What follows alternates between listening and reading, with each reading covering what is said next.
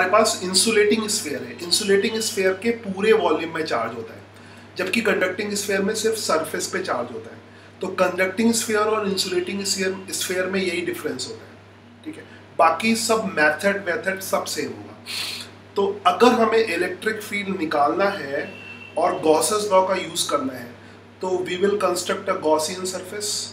तो ये मैंने गॉसियन सरफेस साइड में रख रखी है, इसको थोड़ा सा बड़ा करके मैं इसके ऊपर लगा देता हूँ। आ जाओ आ जाओ आ जाओ आ जाओ, ठीक है, ये हो गया। Okay, this is my Gaussian surface. और याद रखो ये सर्कल नहीं है, ये स्फीयर है। हमेशा ध्यान रखो कि स्फीयर है। इट इज गॉसियन सरफेस हमेशा इमेजिनरी स्फीयर होता है। It is Gaussian surface, GS is the short form for Gaussian surface, and this is imaginary sphere. Imaginary sphere, मैं shortcuts word use कर रहा हूँ, imaginary sphere। तो ये रियल कुछ नहीं है, इमेजिनरी स्फीयर है, ठीक है। लाइंस ऑफ फोर्सेस तो हमें दिख ही रही हैं, ये ऐसे रेड वाली लाइंस ऑफ फोर्सेस है, तो हमेशा लाइंस ऑफ फोर्सेस जरूर ड्रॉ कर लेना, ठीक है। और क्योंकि यहाँ पर चार्ज पूरे वॉल्यूम में है, इसलिए लाइंस ऑफ फोर्सेस अंदर भी होगी। अगर यहीं पे कंडक्टिंग स्फीयर होता तो चार्ज कंडक्टिंग स्फीयर में सरफेस पर होता है। और जिन लोगों ने मेरे पुराने वीडियोस देखे हैं तो मैंने बहुत अच्छी तरह से उसको एक्सप्लेन किया है कि कंडक्टर में चार्ज सरफेस पर क्यों होता है, ठीक है। तो एनिमेशन के थ्रू एक्सप्लेन किया। जो लोग पुराने वीडियोस देख रहे हैं वो उसमें कुछ फालतू बकवास भी होगा, तो स्क्रॉल करके देखना है ना, तो तुम्हें समझ में आ जाएगा कहाँ पे स्क्रॉल करना है ना। तो आगे मैं ध्यान रख रहा हूँ कि कंटेंट पूरा जो है फालतू का कंटेंट ना हो। फिर भी थोड़ा बहुत तो फालतू हो ही जाएगा, खैर। तो यहाँ पर इंसुलेटिंग स्फीयर है और इंसुलेटिंग स्फीयर में चार्ज टोटल वॉल्यूम में है, पूरे वॉल्यूम में चार्ज है। लाइंस ऑफ फोर्सेस दिखाई देंगे, ठीक है। अच्छा, अब क्योंकि ये स्फीयर है और स्फीयर में एलिमेंटल एरिया जो है हमेशा सरफेस के परपेंडिकुलर होगा। स्फीयर में ये अगर एलिमेंटल एरिया लोगे तो ये हर जगह, किसी भी जगह अगर एलिमेंटल एरिया लोगे that will be perpendicular to the surface. किसी भी जगह it will be any place, at any place, at any place. Keep in mind this is sphere not circle. At any face, any place, small area will be perpendicular to the surface. ये किसी भी जगह पे draw कर सकते हो। Obviously ये magnitude दिखा रहा हूँ मैं, डायरेक्शन डिफरेंट होगी। एक्चुअली मैं अगर इसको वेक्टर की तरह ट्रीट करोगे तो मैं ऐसे नहीं लिखना चाहिए। अगर वेक्टर फॉर्म में लिखोगे तो DA1, DA2, DA3 ऐसे, बिकॉज एरिया वेक्टर की डायरेक्शन अलग अलग है। आई hope you got it. So magnitude मगर सेम होगा, ठीक है। और ये गॉसियन सरफेस हमने ले रखी है, सपोज करो सेंटर से स्मॉल r डिस्टेंस पर, व्हाइट कलर दिख रहा है, सेंटर से स्मॉल r डिस्टेंस पर, जबकि जितने पोर्शन में चार्ज है उसका रेडियस किसके बराबर है? कैपिटल R के बराबर। रेडियस कैपिटल R के बराबर, ठीक है। रेडियस कैपिटल R के बराबर है और सेंटर से r डिस्टेंस पर हमने एक गॉसियन सरफेस दे रखी है, ठीक है। तो पहले इसमें क्या करना होता है? टोटल फ्लक्स निकालना होता है क्लोज सरफेस का। तो क्लोज सरफेस का अगर टोटल फ्लक्स निकालोगे तो उसका फॉर्मूला होता है total flux by closed surface. Actually में अलग अलग तरह के इंटीग्रेशन यूज होते हैं, तो दिस इज क्लोज्ड इंटीग्रेशन, क्योंकि पूरी क्लोज सरफेस के लिए लगाना है। And E dot d, E dot d, E क्या है? E is electric field at Gaussian surface. ये इलेक्ट्रिक फील्ड कहां पर है? E electric field total charge का, जितना भी चार्ज है इसके अंदर, तो E as electric field at Gaussian surface. तो ये तो तुम्हें पता ही चल रहा है कि ये इलेक्ट्रिक फील्ड है, बस ये और लिख देता हूं कि ये कहां पर है? At Gaussian surface, at Gaussian surface, at Gaussian surface. I am not using full words, वो तुम समझ जाओगे, ठीक है। तो ये बहुत इंपॉर्टेंट है, ठीक है। तो फिर इलेक्ट्रिक फील्ड और DA के बीच में एंगल कितना है? 0 degree. So this is closed, इसका मतलब close surface and I hope कि तुमको डॉट प्रोडक्ट का फॉर्मूला पता हो, डॉट प्रोडक्ट का फॉर्मूला पता हो. So this is EDA, and because angle between electric field is this red one is electric field और DA के बीच में हर जगह एंगल कितना है? 0. हर जगह 0 है. ये हर जगह 0 होना चाहिए तभी एप्लीकेबल है, अदरवाइज अगर किसी जगह पे नहीं है तो एप्लीकेबल नहीं होगा. आई होप यू गॉट इट.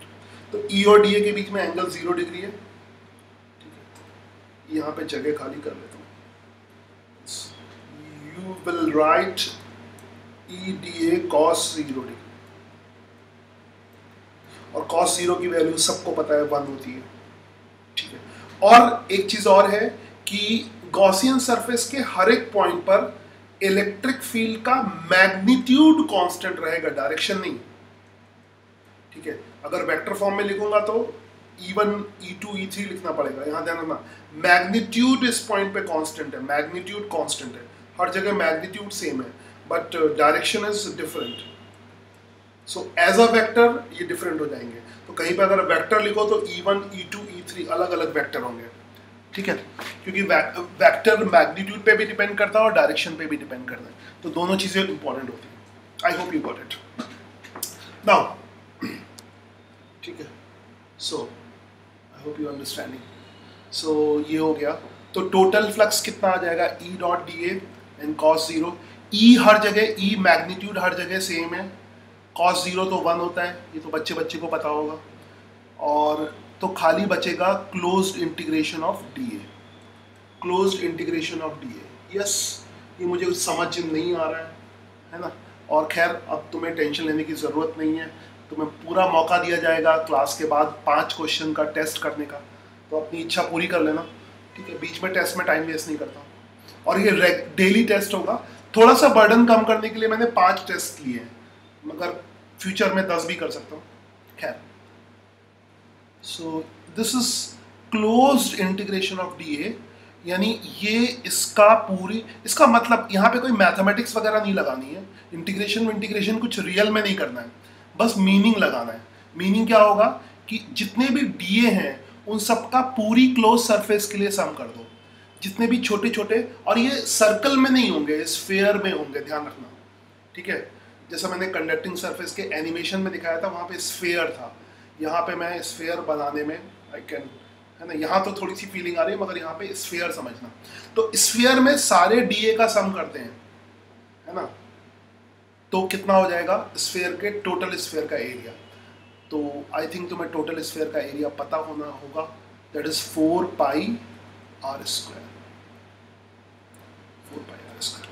तो टोटल फ्लक्स जो है, और शायद तुम्हें ये भी पता हो कि ये भी इंटीग्रेशन से ही डिराइव होता है. फिलहाल तो हम सीधे रिजल्ट यूज कर रहे हैं. तो टोटल फ्लक्स हो गया. ये गॉसेस लॉ का एक पार्ट कर लिया. गॉसेस लॉ के दूसरे पार्ट में अगर हमें गॉसेस लॉ का फॉर्मूला याद है, हम इसको गॉसेस लॉ पहले अलग से कोने में लिख लेते हैं. इधर से क्या होता है, total flux is equal to sum of internal charge, यानी इनसाइड चार्ज. इनसाइड का मतलब गॉसियन सरफेस के अंदर का charge divided by epsilon naught. याद रखो, अगर यहाँ पर सराउंडिंग मीडियम एयर है तब एप्सिलॉन नॉट होगा, अदरवाइज एप्सिलॉन m भी हो सकता है ना. सो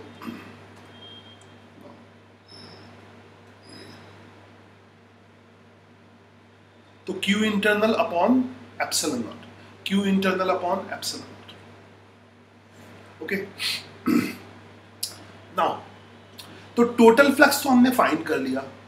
अब बचा है इंटरनल चार्ज निकालने का. तो इंटरनल चार्ज निकाल लेते हैं. इंटरनल चार्ज मतलब इसके अंदर कितना चार्ज होगा गॉसियन सरफेस के अंदर. तो यहाँ पर तो पूरा ही चार्ज इसके अंदर है, टोटल चार्ज इसके अंदर है. तो चाहे तो तुम Q इंटरनल को Q लिख सकते हो. मैंने दिया है ना टोटल चार्ज Q दिया, कहीं पे लिखा था. हाँ, यहाँ पे Q टोटल चार्ज है, तो इंटरनल चार्ज हमारा क्या हो जाएगा, Q हो जाएगा टोटल चार्ज, ऐसा.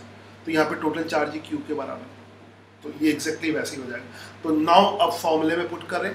टोटल फ्लक्स की वैल्यू कितनी आ गई, E इंटू 4 पाई r स्क्वायर, E इंटू 4 पाई r स्क्वायर. ठीक है, और इंटरनल चार्ज किसके बराबर हो गया, Q upon epsilon naught, and this further simplify होके क्या हो जाएगा,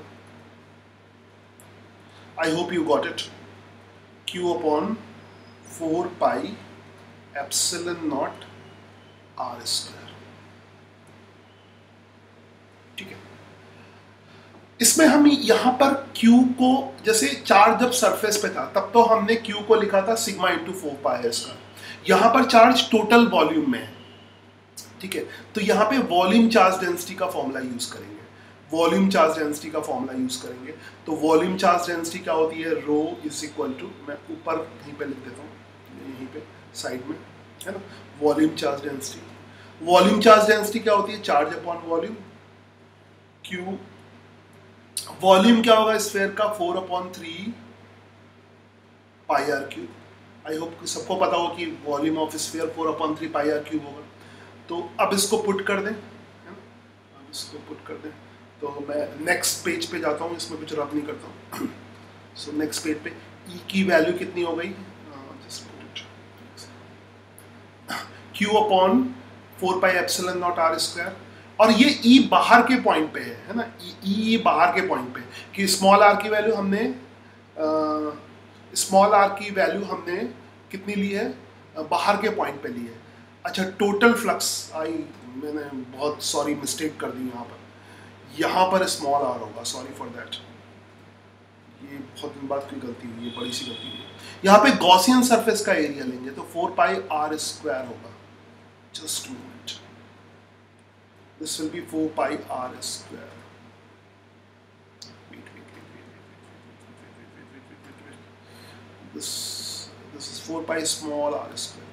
याद रखो ये एरिया गॉसियन सरफेस का होता है, अक्सर मैं स्मॉल आर और कैपिटल आर में मिस्टेक करता हूँ। ओके चलो अब सही है, तो ठीक है। अब मैं नेक्स्ट पेज पे जाता हूँ। तो ये हो गया इलेक्ट्रिक फील्ड, और ये इलेक्ट्रिक फील्ड आउटर पॉइंट पे है ना, इलेक्ट्रिक फील्ड आउटर पॉइंट पे है, स्मॉल आर की वैल्यू कैपिटल आर से ज़्यादा है। यहाँ पे ये कंडीशन भी है, small r is more than capital R. Now अब यहाँ पर so the E value of E will be Q upon 4 pi epsilon naught small r square, capital R नहीं होगा, जो मैंने लिखा था कैपिटल आर नहीं होगा, है ना, गलती से लिखा था। मगर जब टोटल चार्ज निकालोगे यहाँ पर तब कैपिटल आर होगा, क्योंकि चार्ज तो इस वॉल्यूम में ना, कैपिटल आर वाले वॉल्यूम में, चार्ज तो बाहर तक नहीं है ना, तो चार्ज कैपिटल आर के वॉल्यूम में। तो जब टोटल चार्ज निकालोगे तो कैपिटल आर। तो क्यू की वैल्यू कितनी करोगे, 4/3 pi are cube into density. तो क्यू की वैल्यू पुट कर लो 4/3 pi are cube into density,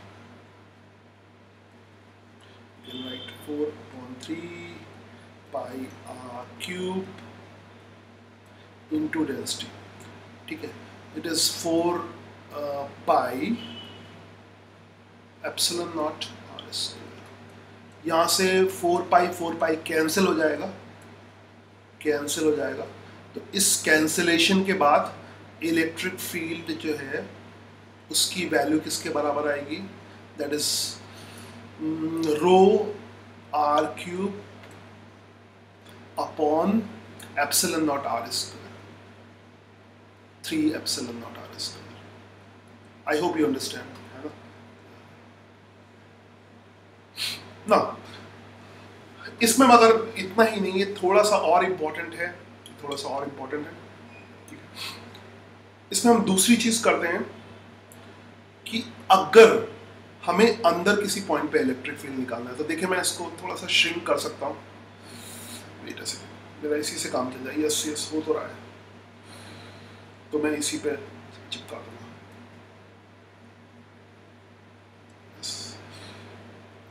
बस यही श्रिंक हो, ज़्यादा नहीं चाहिए।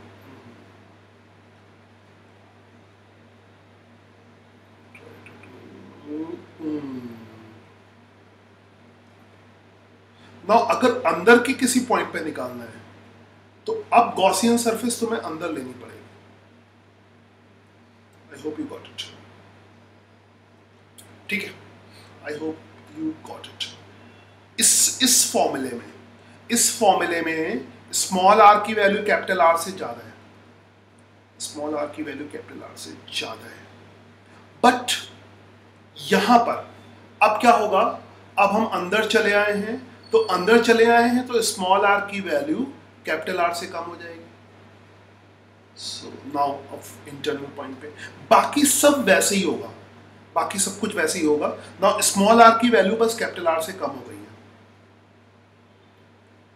ठीक है। तो आई होप हम इसी में समझ लिए क्या डिफरेंस आएगा। मैं इसी में रब करके लिख जाता हूँ। ये ऐसे ही टोटल चार्ज वही रहेगा, गॉसियन सरफेस वैसी रहेगी, यहाँ तक एकदम वैसे ही रहेगा, ये भी वैसे ही रहेगा, मगर अब स्मॉल आर कैपिटल आर से छोटा है, ठीक है। तो यहाँ तक कोई चेंज नहीं होने वाला, ओके। यहाँ पर पहली बार चेंज, यहाँ पर चेंज होगा। अब टोटल चार्ज तुम्हें नहीं लेना है, अब इसके अंदर जो चार्ज है वो वाला लेना है, ठीक है। आई होप समझ में आया होगा कि इसके अंदर जो चार्ज है इंटरनल चार्ज है, तो यहाँ से चेंज आएगा। तो यहाँ तक तो वैसे ही लिखोगे। अब गॉसियन सरफेस अंदर है और ऑब्वियसली डीए वैसे ही लेंगे, आई थिंक समझ गए होगे। यहाँ भी डीए सरफेस के परपेंडिकुलर होगा तो डीए बना लोगे, है ना। डीए सरफेस के एकदम एग्जैक्टली वैसे ही है, क्योंकि उसको श्रिंक कर दिया ना, बाकी तो वही रहा। तो डीए अब भी सरफेस के परपेंडिकुलर होगा, बस जो चेंज आएगा वो देखना, जो चेंज आएगा अब अंदर के पॉइंट पे हमें निकालना, वो इंटरनल चार्ज पे। अब इंटरनल चार्ज जो है वो कैपिटल क्यू के इक्वल नहीं होगा, ठीक है। सो अब इंटरनल चार्ज कितना होगा वो हम पहले कैलकुलेट कर लें। That is not equal to capital Q, क्योंकि हमें जो चार्ज लेना होता है वो गॉसियन सरफेस के अंदर का लेना होता है। गॉसेस लॉ लगाने के लिए गॉसियन सरफेस के अंदर का चार्ज लेना होता है। तो गॉसियन सरफेस के अंदर का चार्ज कितना हो जाएगा, ध्यान से देखना, बहुत ध्यान से, ठीक है।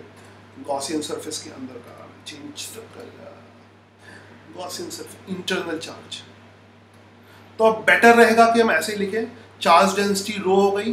रो का मतलब क्या है कि यूनिट वॉल्यूम में कितना चार्ज है और इसके अंदर लेना है। तो इसके अंदर रेडियस स्मॉल आर के बराबर है, मगर ध्यान रखना अब स्मॉल आर कैपिटल आर से छोटा है, पहले स्मॉल आर कैपिटल आर से बड़ा था, ठीक है। तो अब स्मॉल आर कैपिटल आर से छोटा है, तो अब फिर से लिखोगे, फिर से वही लिखोगे 4/3 pi are cube small R cube. Comparison करना, पहले हमने कैपिटल आर क्यूब लिखा था, है ना। टोटल चार्ज कितना था, यहाँ पे लिखा ना टोटल चार्ज, है ना। Total charge 4/3 pi are cube Q. Density क्या होता है, charge upon total volume, charge upon total volume.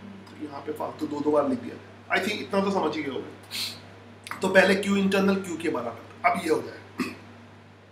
अब इससे क्या फर्क पड़ने वाला है, बाकी टोटल फ्लक्स वगैरह तो सब वही रहेगा।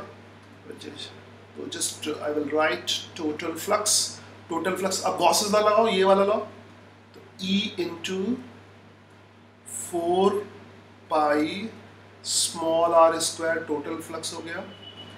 और अब चार्ज कितना हो गया, दैट इज 4/3, हाँ, पाई इंटू 4, रो बाहर ही लिख लो चलेगा, इसको 4/3 तक ही याद रहेगा, 4/3 pi small R cube. I hope you got it. और divided by epsilon naught. Cancel क्या क्या हो जाएगा आपकी तो बहुत सारी चीजें कैंसिल होंगी। 4 पाई तो 4 पाई कैंसिल कर दो, यहाँ से ये आर सेम है, स्क्वायर एक आर बचा रहेगा, तो यहाँ पे थोड़ा सिंपल सा एक्सप्रेशन आ जाएगा, that will be rho are upon 3 epsilon naught. तो फाइनली कैलकुलेट करके हमें मिलेगा rho are upon 3 epsilon naught. तो ये बड़ा इंटरेस्टिंग आता है, ये काफी एक्चुअली में जेई नीट के हिसाब से ये फॉर्मूला बहुत इंपॉर्टेंट है। एनसीईआरटी में नहीं है, मगर जेई नीट में इसके काफी क्वेश्चन आते हैं, नीट वीट में तो काफी क्वेश्चन आते हैं, ठीक है। तो this is very important according to JEE NEET point of view.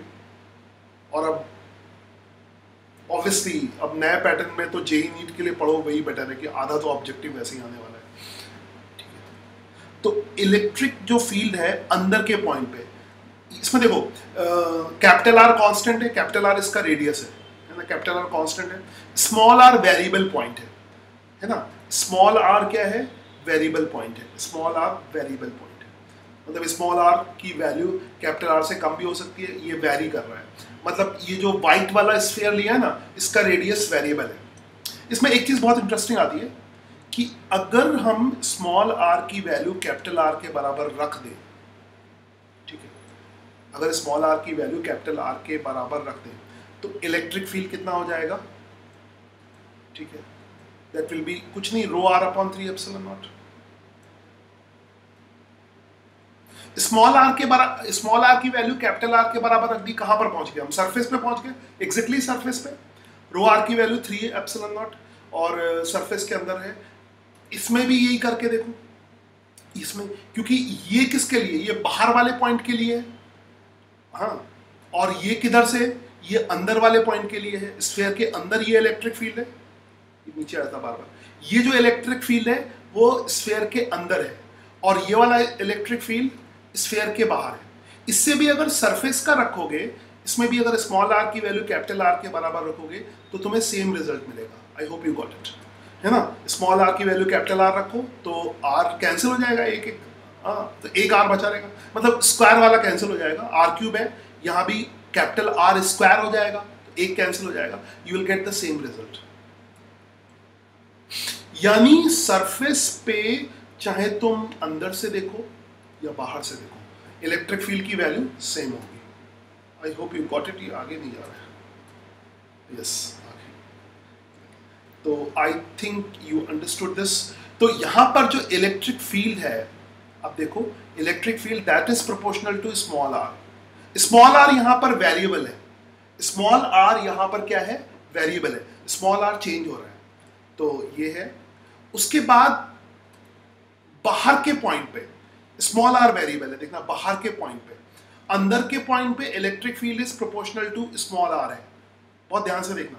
और बाहर के पॉइंट पे स्मॉल आर वेरिएबल है, बाहर के पॉइंट पे इलेक्ट्रिक फील्ड क्या है, that is inversely proportional to small r का स्क्वायर।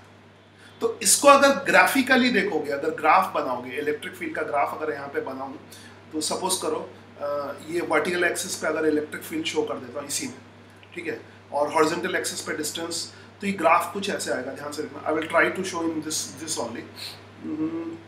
पहले इलेक्ट्रिक फील्ड लीनियरली वेरी करेगा, मैं एक लाइन को मिटा दूं यहाँ से, इसी में चेंज देता हूँ। आई थिंक इसको थोड़ा सा किनारे किसका ये हटेगी,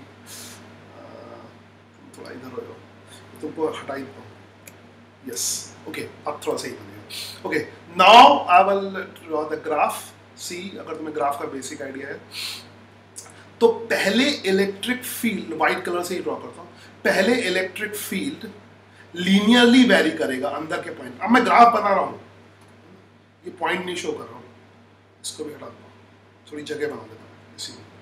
तो पहले इलेक्ट्रिक फील्ड, क्योंकि ये क्वेश्चन बहुत बार आता है बहुत कॉम्पिटिशन्स में, ठीक है, तो अंदर के पॉइंट पे इलेक्ट्रिक फील्ड ऐसे लीनियरली वेरी करेगा, है ना, सरफेस तक लीनियरली वेरी करेगा जब तक स्मॉल आर की वैल्यू कैपिटल आर के बराबर है। और उसके बाद जो है इसको मैं खैर यहाँ तक दिखाऊंगा, ठीक है, this should be like that. ये ग्राफ है यहाँ, ये जब स्मॉल आर की वैल्यू यहाँ पर कैपिटल आर के बराबर है, उसके बाद इनवर्स स्क्वायर वेरिएशन होगा, कीप इन माइंड। थोड़ा सा मुझे ये बन जाए डिजाइन, बस बस बस बस, चलो इससे ज़्यादा मैं बढ़िया नहीं बना, इसको चलो ओवरराइट कर दो।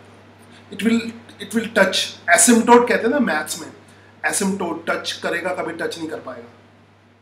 आई थिंक तुम लोगों को मैथ्स आती है, आई होप।